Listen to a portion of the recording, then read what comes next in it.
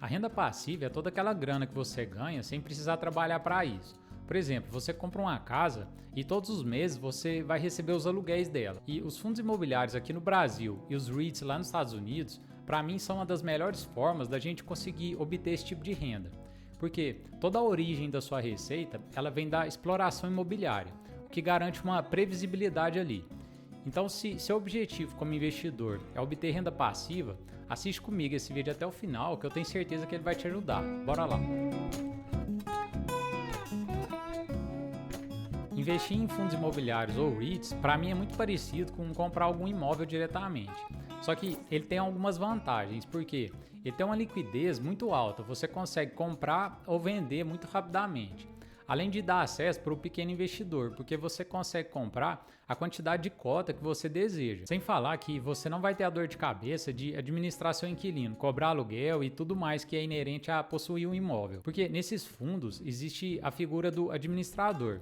Ele é pago justamente para isso, com a taxa de administração. Outro ponto bastante relevante também é que ele é vantajoso fiscalmente, porque não existe a incidência de imposto de renda sobre os proventos distribuídos por esses fundos. Agora, uma coisa que é muito importante entender é que, seja na distribuição de dividendos pelas empresas ou a distribuição de proventos pelos fundos imobiliários, eles nunca caem do céu. Eles sempre são uma consequência da lucratividade da empresa. Porque a empresa ela foi no mercado, gerou valor e com isso ela conseguiu aumentar o seu caixa. E depois desse período que ela consegue distribuir os dividendos. Então é por isso que o investidor ele não deve olhar apenas para esse indicador na hora de escolher os seus ativos. Então a empresa ela só é capaz de distribuir esses dividendos se ela obteve lucro. Porque essa distribuição ela sempre sai do caixa da empresa. Tanto é que existe a data X, que é a data na qual o investidor ele não terá mais o direito de recebimento desses dividendos. E o mercado, sempre que a empresa faz essa distribuição, ele automaticamente desconta isso do preço da ação. Porque é óbvio, se a empresa tinha 100 milhões em caixa e ela distribuiu 10, ela vale 10 milhões a menos. E isso fica bastante claro quando essa distribuição ela é relativamente maior. Por mais que os fundos imobiliários aqui no Brasil sejam bastante semelhantes com os REITs lá nos Estados Unidos, o investidor ele precisa ficar atento a algumas diferenças sutis para ajudar ele a entender e selecionar esses ativos. A primeira diferença é que os fundos imobiliários eles são fundos e têm as características de fundos de investimento.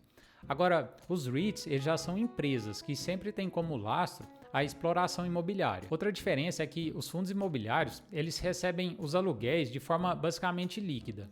Isso quer dizer que despesas como condomínio ou IPTU acabam ficando para o inquilino pagar, diferente dos REITs. Essas despesas elas acabam entrando como despesas operacionais dentro do próprio REIT, da porta para dentro dele. Agora, para mim, uma das diferenças mais fundamentais é que os fundos imobiliários eles são obrigados a distribuir por lei 95% da sua geração de caixa, diferente dos REITs, que são obrigados a distribuir 90% do seu lucro líquido.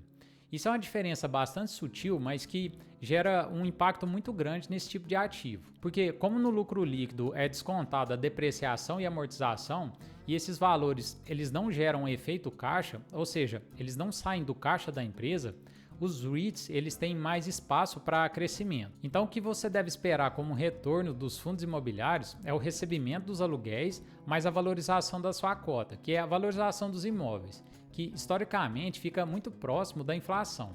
E no caso dos REITs, você deve esperar o recebimento dos aluguéis, a valorização da cota e um crescimento a mais esperado, porque ele retém mais caixa para reinvestir no negócio e crescer a empresa. Então você deve sempre encarar os REITs como uma empresa de exploração imobiliária, com foco em renda.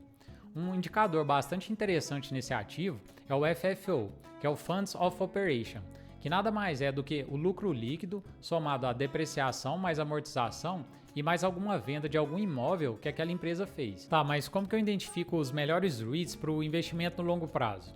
A Royal Capital ela fez um estudo que identificou alguns fatores que fizeram alguns REITs performarem melhor do que outros. O primeiro deles é em relação ao setor. Só que eu não levo muito em consideração porque os setores eles acabam sendo cíclicos. Outro fator é em relação à distribuição de dividendos. Aqueles REITs que distribuem menos dividendos, eles tiveram uma performance melhor também. E os REITs que são mais caros, que têm os múltiplos elevados, eles também tiveram uma performance melhor.